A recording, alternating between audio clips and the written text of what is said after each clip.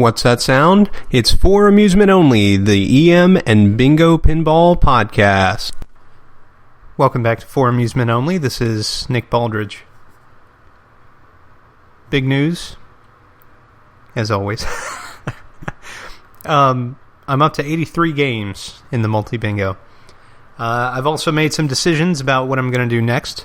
I may or may not have announced those last time, but once I hit 105 games, I should have all of the games complete for the standard 25-hole playfield with rollovers, or without. That'll leave games like Surf Club and Palm Springs, which utilize playfield features which are unique to those games. Gaytime, Gaiety, and the 20-hole games, as well as games like Shoot-A-Line, Shoot-A-Line 63, Galaxy, and Miss Universe. But the vast majority of games will be complete. So at that point, what I'm going to do is stop and focus on the artwork and fixing up the cabinet, doing a cabinet restore. I've already begun, just barely, work on a stencil, and I'm going to develop the stencil fully and fix up my cabinet, and then apply my stencil, repaint the cabinet, put on some new side rails, make it really pretty. And that should get me pretty far there, but I also have big plans for the back glass. Right now I just have a couple pieces of plexiglass,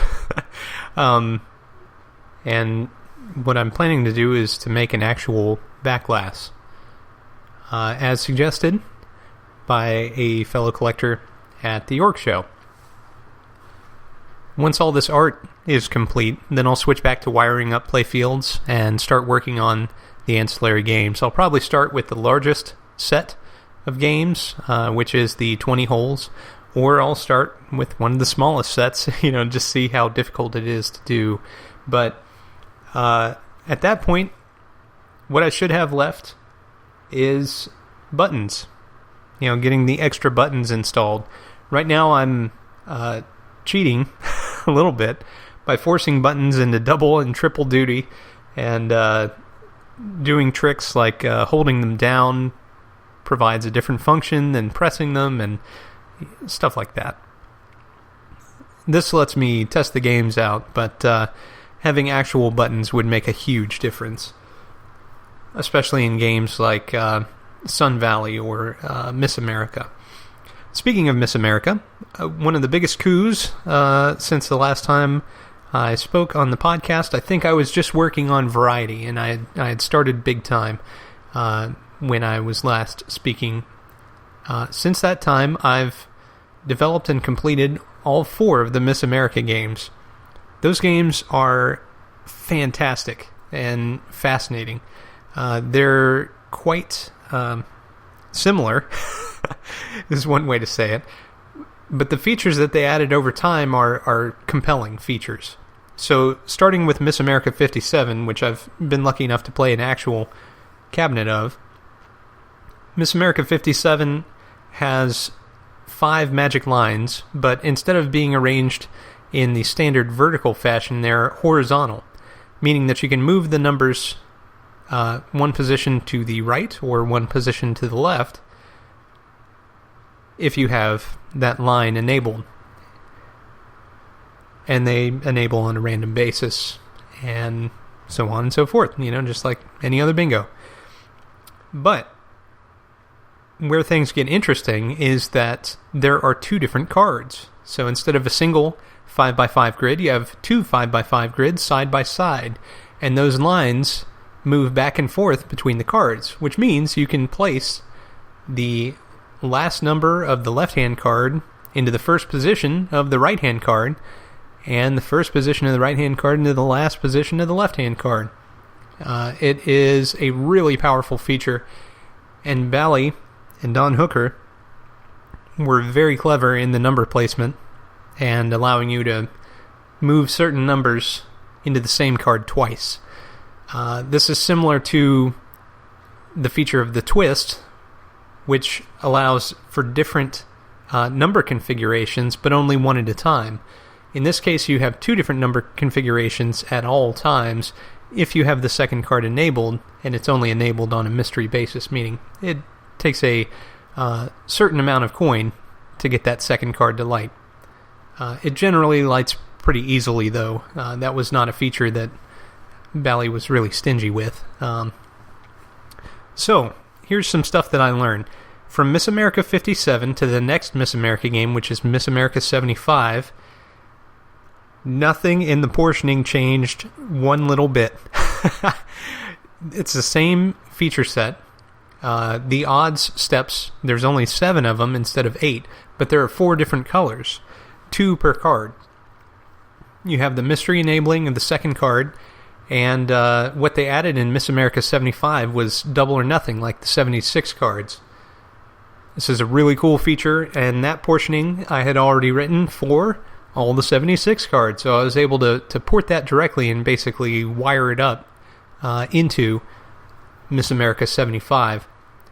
That is a great risk-reward element, I think. I really enjoy the double or nothing play, especially on a game that has moving numbers. So, moving on from there, the next game they put out in the Miss America line was Miss America Supreme. Now, Miss America Supreme and the final Miss America game, Miss America Deluxe, I always used to get confused in my head. I just could not keep them separate, even though the art packages could not be more different. Miss America Supreme removed the double or nothing play that I was just talking about being such a good thing, and instead what they did is added the red letter feature. So the red letter feature, if you'll recall, allows you to win a guaranteed free game if you have the red letter feature enabled, which typically improves your chances of winning over what you would have had otherwise.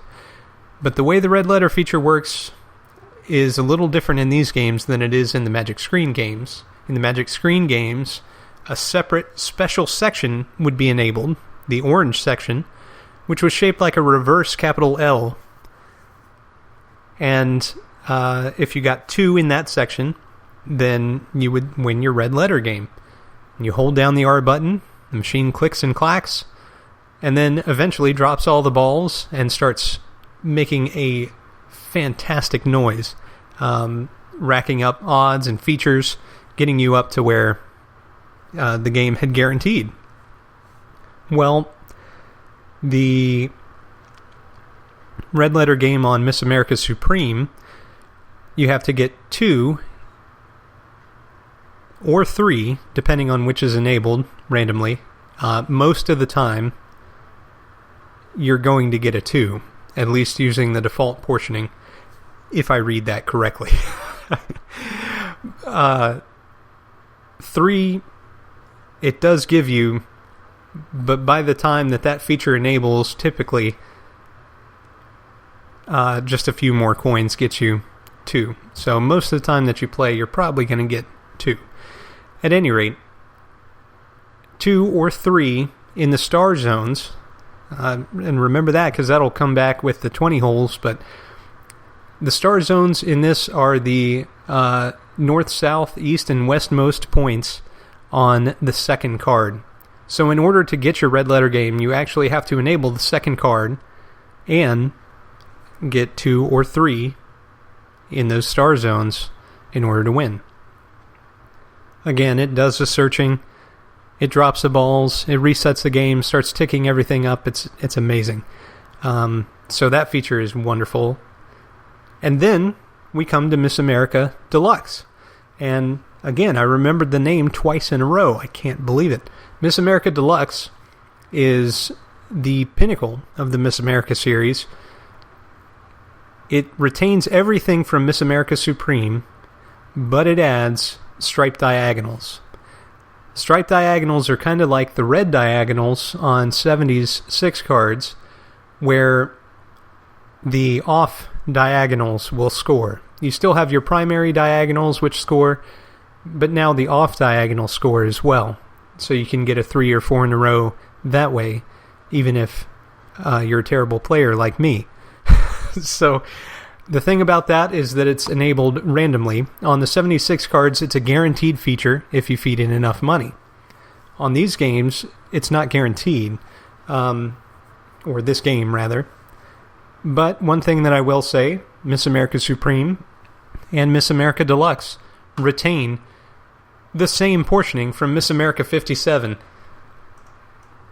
It really is quite exceptional, I think, to have something from 1957 exist essentially unchanged up through 1977 when Miss America Deluxe came out.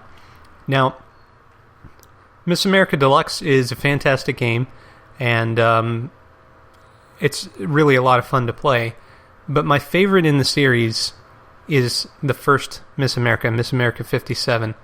I just like the overall art package, the fact that it's a wood rail, and some of the extra nuance in that game. So in Miss America 57, Bally was still using a knocker. They called it a sounder, and it would fire every time one of the odd steppers went up, or anytime one of the selection feature unit, which is the Magic Lines unit, anytime that increased, the knocker would sound. In the wood rail cabinet, it just makes this beautiful, wonderful, deep, rich sound, and it's really something to hear in person. In the multi-bingo, I'm emulating that, of course, and I'm firing off the knocker when it's supposed to, but it's in the metal rail cabinet, so it makes a slightly different sound.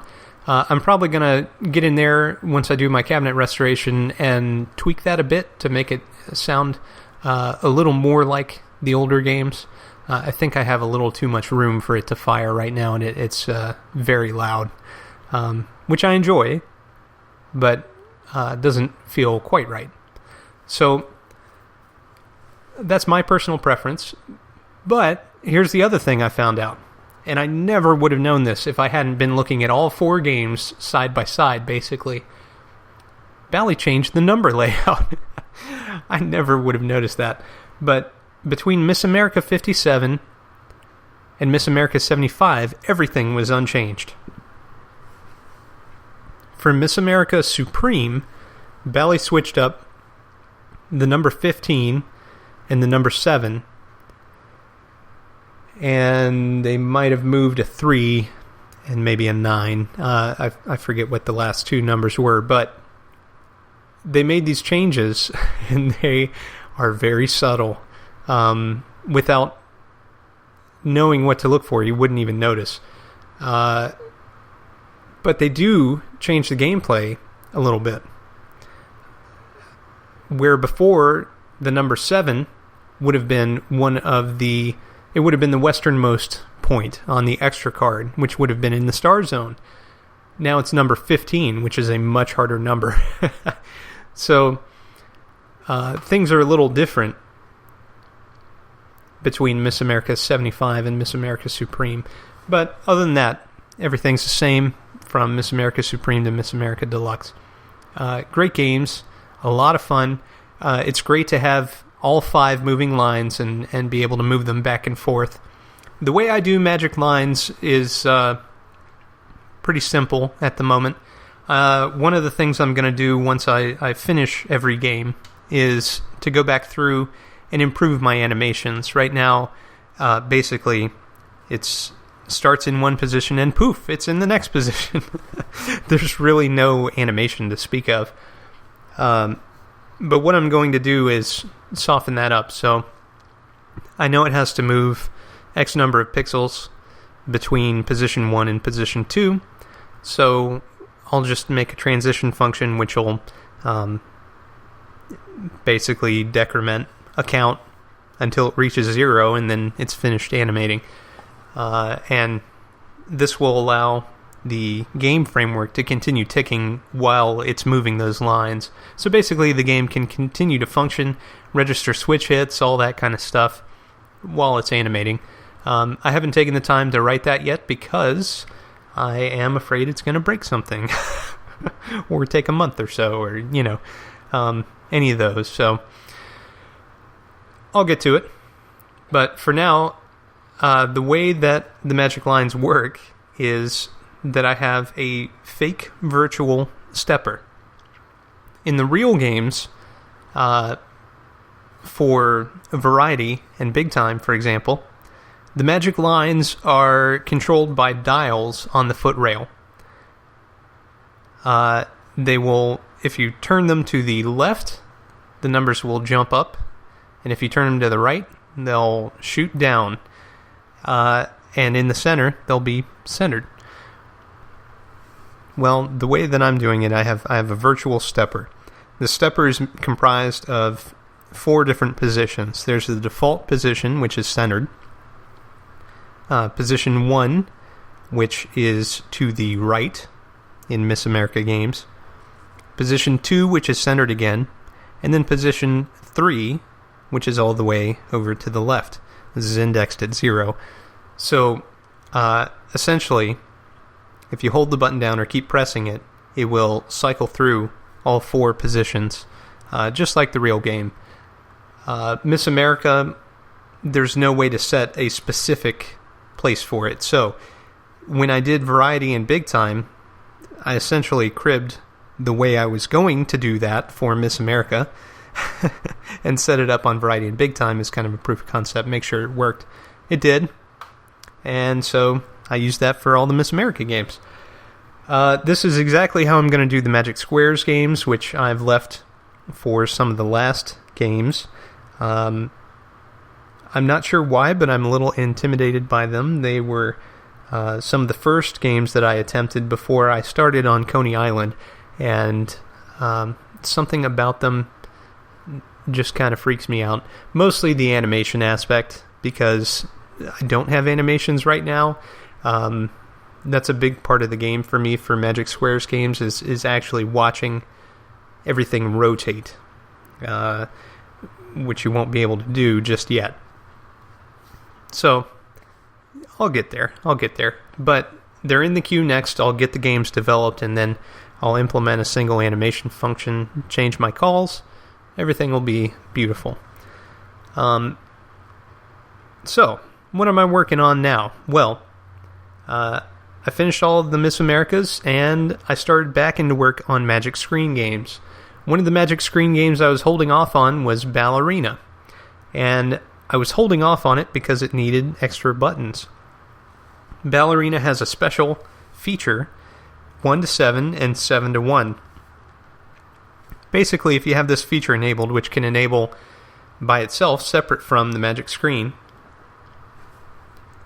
you can swap the positions of the numbers on the first row, but not physically like in Gay Time or Gaiety with the Magic Pockets. This is kind of a virtual switchover, and it's brain-bending to look at. It is a really challenging game, I find. I just have trouble keeping that straight for some reason. That just completely confuses me. It's kind of like the diagonals on Yacht Club. I just have a really hard time visually tracking those. But that said, it is really exciting to be able to have that. And my daughter Ava was super excited. I was working on Ballerina. So I think she's really ready to try that out. So I finished that up at lunchtime today, actually, and I started work on Bikini. Bikini is the first game with Futurity, and basically that's a way to stockpile your red letter game. I've gotten all the portioning written, which is very, very similar to Circus Queen. Just a minor change in how the units work, and the Futurity and the red letter payoff works. But otherwise, pretty much unchanged. And that game should be complete shortly. I have to do all the graphics, which is the slowest thing for me. And then it'll be on to either Can or Lido. And once that's done, it's either Can or Bounty. And then when that's done, it's just Can or just Bounty. And then all the Magic Screen games will be done. This is very exciting to me. These games are very, very complex, and I'm pretty thrilled that most of them are going down without a huge fight. The Magic Squares games, I just have to do the first one, and then my confidence is going to increase, and the rest should flow pretty well. I still have the Roto games to do from United. There's 3 of those. And then the Magic Numbers games, there's 2 of those. And those are kind of like giant Magic Screen games. So I'm excited to get into those, but it's going to be a while. Those will probably be the last ones that I tackle because they're different. That's a word. So, enough bingo update there. Let's talk about some other things that are happening. I sold a game. I know, it's crazy. But it's a rare event. I did sell a game, and it's Double Up. My beloved Double Up is no longer in the house. I don't have that one emulated yet, so I need to get on that. But went to a new bingo owner, first-time bingo owner. He was very excited and got it home and set up, and everything's good. So I'm really happy about that. I think that went to a good home. And yeah, that was a great experience. So I hope to get some more people into their first bingos, and I have a plan for getting at least one bingo into the hands of many people, and more details on that to come. So, as I mentioned last episode, Ryan Claytor, guest on this very podcast and good friend of mine, comics artist, illustrator, all-around good human being, has illustrated a beautiful poster and t-shirt for the Pinball Podcast's upcoming 100th episode. More people need to order that poster. I would like to get a poster. I've pre-ordered mine, and they're only going to make them if a certain number of people order them. So get on the stick. That needs to be made. There's a lot of in-jokes to the Pinball Podcast on that illustration, and I really like the coloring, the lettering, just about everything about it. I'm a pretty huge Ryan Claytor fan, as you've probably gathered by the 2 illustrations I've commissioned for this podcast. And he's a great guy to work with, and he does a lot for the pinball community and the hobby in general. So, and Don and Jeff are great guys as well. They've both been on the podcast here. I know they've both gotten some EMs, and which I fully support, and now they just need some bingos. So let's make it happen. Bingos forever. Well, that's about it for tonight. Thank you very much for joining me. My name again is Nick Baldridge. You can reach me at foramusementonlypodcast@gmail.com, or you can call me on the Bingos line. That's 724-BINGOS1, 724-246-4671. You can listen to us on iTunes, Stitcher, Pocket Casts, via RSS, on Facebook, on Twitter at Bingo Podcast. You can follow me on Instagram, also at Bingo Podcast, or you can listen to us on our website, which is foramusementonly.libsyn.com. And if you celebrate Christmas, Merry Christmas to you. This should be the last episode before Christmas, but I believe on the 27th will be the next release. And I should hopefully have something special for you, a little post-Christmas treat. So keep your ears open for that. and I will talk to you next time. Thank you very much for listening.